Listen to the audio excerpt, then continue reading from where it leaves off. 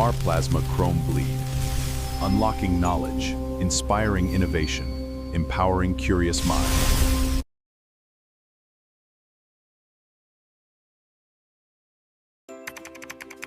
This website makes learning so easy. I found all my resources here.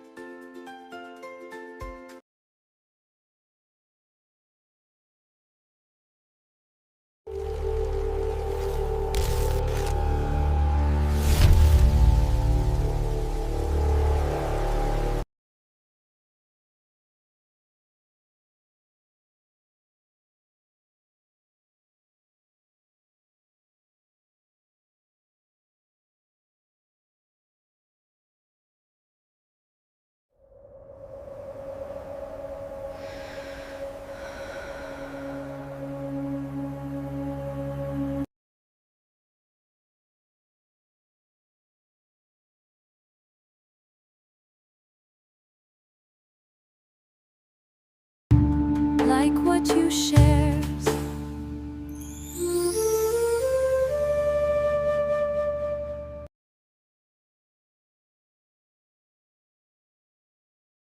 Vaheguru, Vaheguru, Vaheguru, Vaheguru, Vaheguru. Welcome back, focused learners.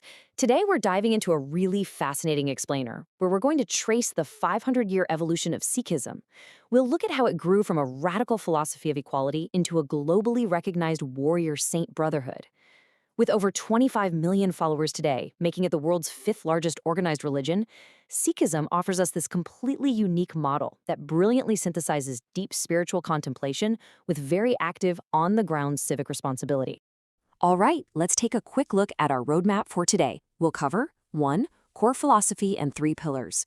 2. The lineage of 10 gurus. 3. The eternal living scripture.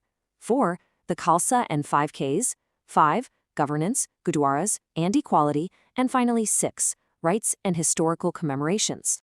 Okay, kicking things off with Section 1, Core philosophy and 3 pillars. So we've got to start right at the metaphysical foundation. This was established in the late 15th century by Guru Nanak Dev Ji. And remember, this was in a society deeply divided by rigid caste stratification and ritualistic orthodoxy. Now, the absolute crucial takeaway here is that Sikh thought doesn't see the physical world as some kind of illusion we need to escape. Not at all. It demands active, ethical engagement. The ultimate goal isn't just securing a ticket into some localized paradise or retreating to a cave as an ascetic. It's about achieving true spiritual liberation, known as mukti, right here on Earth. And you do that by completely dissolving your false self-importance and ego, which they call haume. And here is where it gets really practical, translating personal devotion directly into societal duty. Guru Nanak instituted these 3 pillars to essentially reject monasticism entirely. It's a continuous 3-step cycle, right? First, you meditate on the divine name to cultivate inner purity. Then, you use that mental clarity to earn an honest, exploitation-free living. And finally, you share the material fruits of your labor with the broader community, especially those in need. So spiritual awareness literally fuels ongoing humanitarian action. Moving right along to Section 2, the lineage of 10 gurus. From 1469 to 1708, this movement was guided by a continuous lineage of 10 human gurus. And the way they viewed this is super interesting. They weren't seen as separate spiritual entities. Instead, they were custodians of a single divine light, or jot, passing it like a baton through 10 successive human vessels. You can really see the dramatic evolution from a purely spiritual movement into a highly organized socio-political community here. We start with Guru Nanak founding the faith. By 1604, the 5th guru, Guru Arjan, compiles their scripture. Literally just 2 years later, we see the initiation of militarization, which eventually culminates in 1699 when the 10th guru, Guru Gobind Singh, creates the formal warrior saint order known as the Khalsa. Now, you're probably wondering, why the sudden shift toward militarization? Well, as Mughal imperial pressures intensified in South Asia, the Sikh community faced a profound existential crisis. Their growing influence actually led to the arrest and execution of the 5th guru. He became the first Sikh martyr, and honestly, that acted as a massive turning point in their history. This historical event cemented the Sikh commitment to protecting religious pluralism for absolutely everyone, not just for themselves. For instance, the ninth guru, Guru Tegh Bahadur Ji, actually willingly faced public execution in Delhi, specifically to defend the right of Kashmiri Hindu pundits to practice their faith freely without being forcibly converted. This fundamentally shifted the entire Sikh stance on self-defense. They realized that, sometimes spiritual freedom absolutely requires a physical shield. Which brings us to Section 3, the eternal living scripture. Right before his death, the 10th guru ended the human lineage entirely and instead vested eternal spiritual authority in this holy text. And what makes it incredibly unique is its sheer radical inclusivity. Rather than suffering through centuries of oral distortion, it was authenticated directly by the founders while they were still alive. Guru Arjan Dev Ji deliberately gathered devotional works from 36 total authors, spanning totally different geographic regions and social backgrounds. Get this, he included Muslim Sufi saints like Sheikh Farid and low-caste Hindu devotees like Bhagat Kabir, as long as their works aligned with universal monotheism and egalitarianism. At the same time, he strictly excluded any works that promoted misogyny or ascetic withdrawal. And the structure is fascinating. Rather than your standard chronological A to Z narrative story, these 1,430 standard pages, which they call ungs or limbs, are organized mathematically. After the initial daily prayers, the primary body of the scripture is structured by 31 classical Indian musical moods, or ragas. Plus, it's written in a composite language called Sant Bhasha, which blends Punjabi, Persian, Sanskrit, Arabic, and more. It is quite literally a masterpiece of musical and poetic precision. All right, pivoting to Section 4, the Khalsa and 5Ks.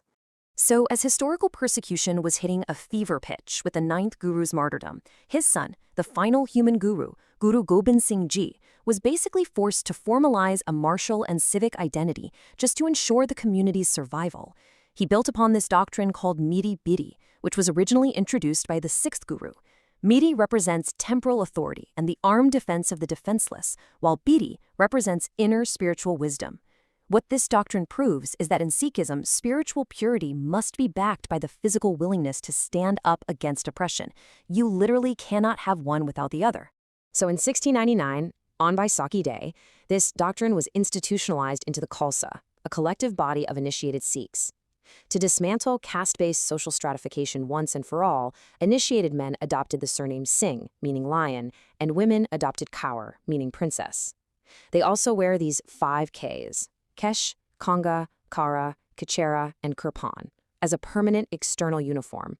The uncut hair shows total acceptance of the creator's design. And the Kirpan? That's a ceremonial sword symbolizing the absolute mandate to defend justice. Importantly, it's never to be used for aggression. It's basically a permanent, everyday uniform of egalitarian spiritual democracy. Let's move on to Section 5, Governance, Gurdwaras, and Equality. So how does this philosophy physically operate in the modern world? Well, at the local level, we have the Gurdwara, which literally translates to gateway to the guru. And central to every single Gurdwara is the langar. Guys, this is one of the most successful, centuries-old models of humanitarian action you can find anywhere on the planet today. It forces kings and commoners alike to sit side by side on the floor as equals to share a strictly vegetarian meal. The entire operation is run through seva, or voluntary selfless service. It's actively dismantling social elitism and the stigma around physical labor every single day. Now, for global governance, the faith relies on 5 historic seats of temporal power, known as the 5 Takhts. The Akal Takht in Amritsar is the supreme seat, but all 5 hold the authority to issue binding collective edicts, which they call hukamnamas. This completely decentralized system ensures the global Sikh community remains highly unified and adoptable.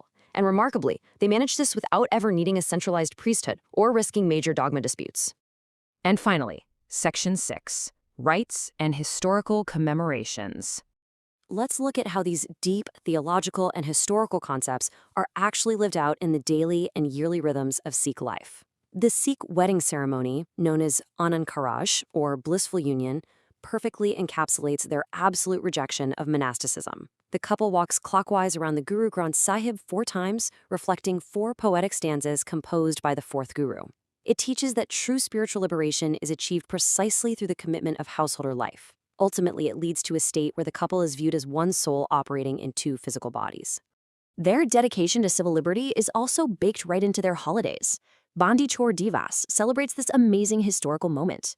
When Mughal Emperor Jahangir offered to release the sixth Guru from Gwalior Fort, the Guru straight up refused to leave unless 52 wrongfully detained Hindu kings were freed alongside him. The emperor, probably thinking he was being clever, declared that only those who could hold on to the Guru's cloak could leave. So, in a brilliant legal loophole, the Guru commissioned a special coat with exactly 52 tassels, allowing every single king to hold on and walk out to freedom. It's just a brilliant micro-story of nonviolent political release, and it's still celebrated globally today with oil lamps and fireworks. Other incredibly vibrant festivals include Vaisakhi in mid-April, which beautifully blends the joy of the traditional Punjabi agricultural harvest with the strict discipline of the 1699 creation of the Khalsa.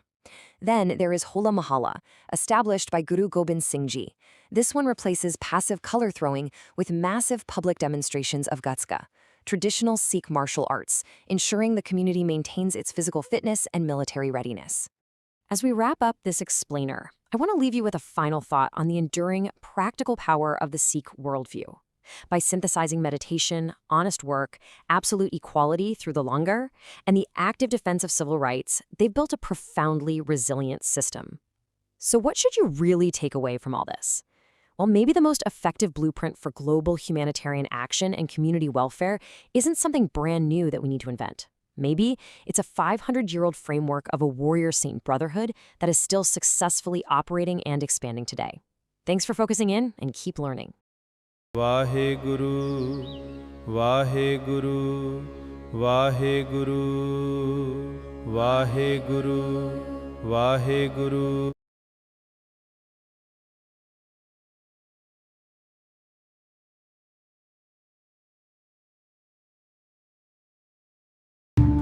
Like what you shared.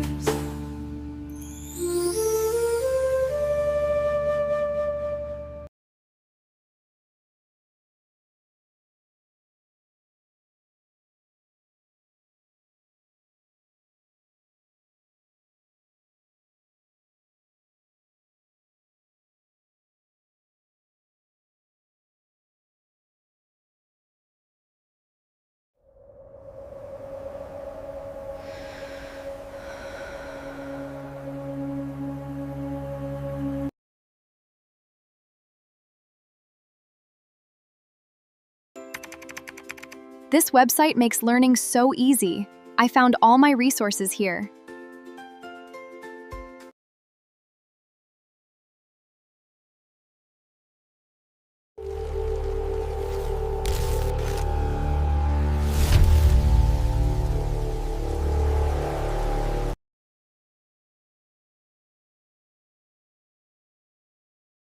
Noir Plasma Chrome Bleed. Unlocking knowledge, inspiring innovation, empowering curious minds.